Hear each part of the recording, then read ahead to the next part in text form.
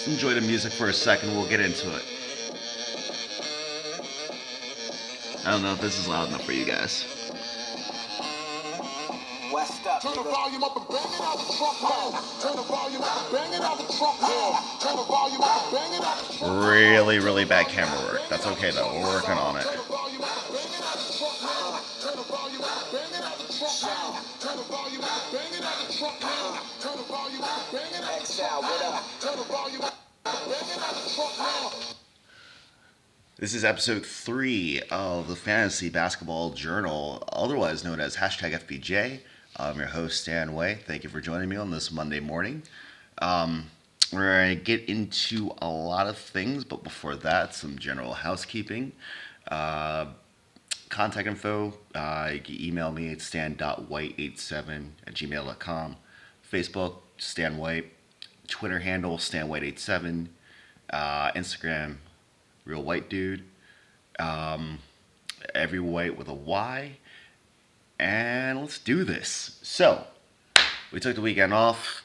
We took off a lot of days because the death of Grantland.com. RIP. ESPN, you guys are fucking suckers. I have now decided to swear off all ESPN platforms, except for, of course, when I gotta watch the NBA. So, yeah, there goes me being a hypocrite again. But really sad day on Friday. Death of Grantland, like we said, and we're gonna keep pushing, and hopefully those guys get their get jobs employed somewhere because they're all very talented. For those of you who are still looking for Bill Simmons podcasts, he's actually on SoundCloud or iTunes, whatever you want to do. But yeah, Simmons is on SoundCloud, so go check that out. He actually did over-unders with Joe House, and I checked that out. That was pretty good. NBA over-unders, East and West. So basically what they do there is they take win totals set by Vegas, and they say over or under, and they figure it out. They hash it out, which is pretty cool. So we're going to get into, just right into the general thick of it. We won our first matchup 5-3. Sweated it out. But thank God he had Kobe, because Kobe shoots like an asshole. Low field goal percentage. Field goal percentage is actually one of the key main contributing factors for our league. It's one of our bigger categories. So for the most part, what we're trying to make sure that we do is, again, continue to be efficient. And if the lighting's not good, guys, I apologize. I turned on every light in the living room, and I don't know. It could just be because I'm really dark. Anyway, so let's go into it. We made a lot of moves. First thing we did, we dropped Kyrie for Dennis Schroeder. Now everybody's probably throwing up flags and towels in the air. Why did you drop Kyrie? Blah blah blah. Why didn't you wait it out? Da, da, da. And it's just because, listen, I can't afford to have a guy who's injured without an IR slot. There is no IR slot in this league, and I felt like emailing the manager, the league manager, to say, hey, can we get an IR slot? You want to be careful when you're dealing with your league manager. Oftentimes, long story short, it's just not helpful. It's not helpful. So we could use an injury spot, but we are going to ride out the Kyrie injury. Like I said, we auto-drafted, so I didn't really want him one way or the other. He's a gunner, and he drops 40 once a month. So, I mean, that's nice, but he's a gunner, no assist totals, takes a lot of shots, a lot of high volume shooters, which we don't want. So we got rid of him for Dennis Schroeder. Schroeder was fairly effective for us, posting moderate stat lines, somewhere between 15 to 17 points, several dimes, but nowhere near the production I would get if I had Kyrie starting and healthy.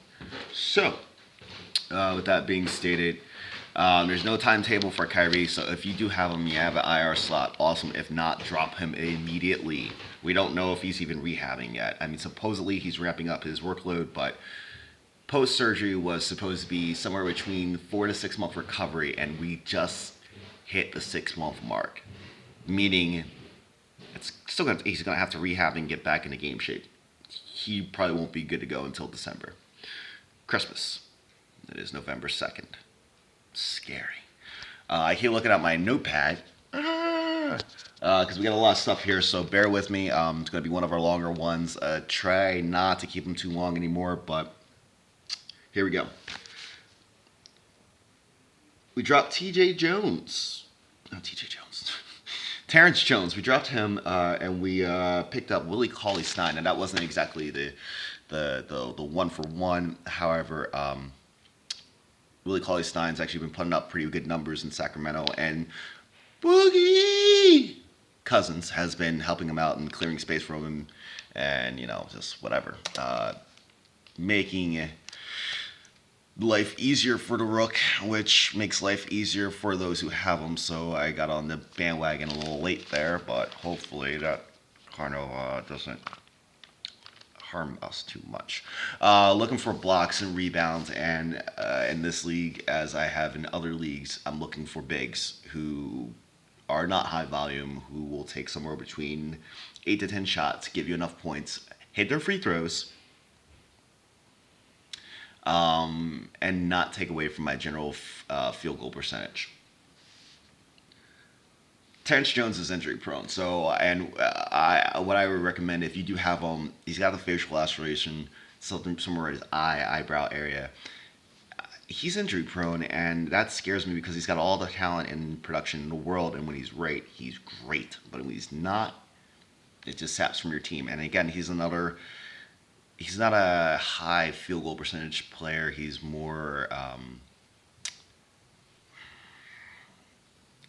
He reminds me of a less effective Dirk, if that makes any sense at all. Which we won't get into that too much. Yo, by the way, did anybody see Dirk bang on Lou Will last night? Dirkdom! Alright, so with that being said, TJ's gone. And Houston looks absolutely terrible right now. If anything, it's because of the fact.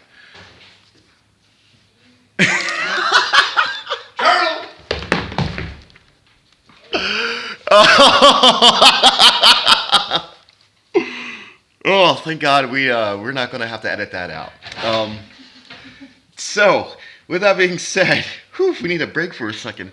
Yeah, Houston looks terrible, and I blame Khloe Kardashian. If nothing else, it's because of the fact that the Kardashians kill. They kill lives. They kill basketball lives. I didn't really mean that in a literal sense. Before the Kardashians sue me, James Harden, just please dump her, and you can date anybody you want. Just stay away from the Kardashians. Ask Chris Humphries. Ask Omar Odom. He almost died. So we dropped CJ Miles. We had him, but he never really produces for me. We got rid of him. We actually dropped German Rondo Schroeder. Hold on 1 second. We're gonna pause up real quick. 3, 2, 1. We're back. Pardon the brief interruption there. I'll get a video editor and we'll chop that up. But as usual, everything's raw and uncut. So we dropped German Rondo for Boris Diaw, the hefty Frenchman who's the best point forward in the league. Straight and steady, Mr. White. Straight and steady. There we go. Yeah, he's the best point forward in the league, if only because of the fact that he is one of the most cerebral players in the league, and we all know, respect the game, we all know how Pop operates. He does not like dummies. If you are a dumb basketball player, he will cut you in a heartbeat. Go Spurs, go. So we have him and LMA going tonight against the Knicks. So that should be interesting to see what kind of numbers they put up. I think Chris Tapps is going to get a taste of real NBA life tonight. And I love the kid. Chris Tapps next tip. Yeah, no, it's not going to be good for Chris Tapps tonight. But that move that he had last week behind the back and it's pretty sick. Viva la Chris Tapps. Drop Gerald Green for Thad Young. If only because of the fact that Gerald is going to be out there. He's going to be available going forward. Thad is, if nothing else, just a garbage guy around the post in the paint area. Gets boards, rebounds, blocks, steals. He gets a little bit of everything. He doesn't stray too far outside of the paint, and you're not going to worry about him going 5 of 20. Thanks, Kobe. Mamba. All right, and I think we're winding down, guys. I just want to make sure that we touch base on everything. Covered all the moves. As far as who I've got going tonight, we got Steph versus Conley and Zebo. That's at 10:30. Make sure you check that out. It's Memphis at Golden State. It's going to be a hell of a matchup. We got Zach LaVine versus Mace Plumlee tonight. That should be interesting. Like I said, I got Boris and LMA going. Marcus Aldridge. If you don't know LMA, we got problems. That is home to Fear the Dare on the Future. Hashtag, hashtag, hashtag. Shout out to one of my new favorite followers who is actually a huge works for the Bucks or something like that. But we've always had an interest in the Bucks thanks to the Greek Freak, and we play him this week, and that just hurts my heart because I don't want him to do well. Giannis, have a poor shooting week for me. Do it for me. Do it for your boy. And then we have, that's it. Battle for first in the East, my division, East. Music credit for Sean Out the Trunk featuring Busta Rhymes. Just want to make sure we touch that up. YouTube, please don't flag my video. It's happened before, and it will probably happen again. So yeah, once again, I'm your host, Dan White. Sixers tonight, Tankadelphia. We're playing host to LeBron and LeBronettes. I really feel as though we're going to get our first win tonight, and I hope so. Let's go Sixers!